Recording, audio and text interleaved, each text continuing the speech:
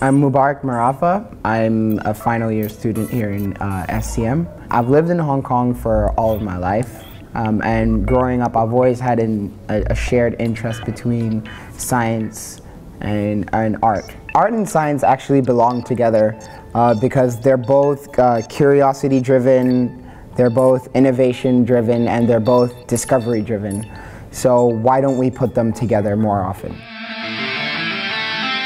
The Solo Touch was a product that I invented with a partner.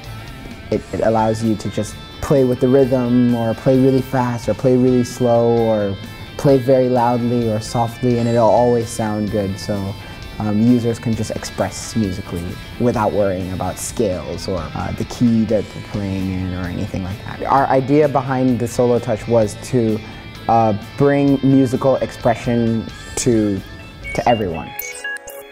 So last year I was presented with an opportunity to the Mojave Desert in California, and the idea was to design a piece that collected scientific data and used this data in a way to drive or influence an artwork.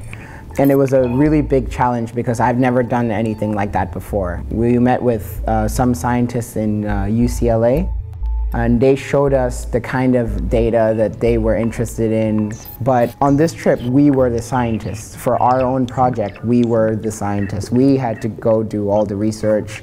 We had to find out what kind of data we were interested in. So we wanted to collect altitude information because we realized that when we look at maps, we do have contour lines, but they don't visualize the height and the terrain very well. We designed a kinetic sculpture that has a robotic component that pulls a helium-filled balloon up and down, using GPS to figure out where the balloon was in physical space at certain intervals. I had one of my classmates walk in a big circle while the balloons were tethered to her.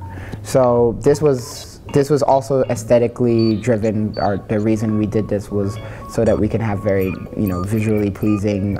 So it was kind of a performance artwork as well. We were just exploring new ways to visualize data. In today's world, that's important because with all the problems that's going on with our environment and everything, humans can't just ignore these issues that are happening to our planet anymore.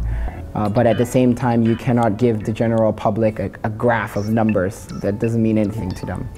So artists are important in the fact that we can present these things and these problems in a very human way.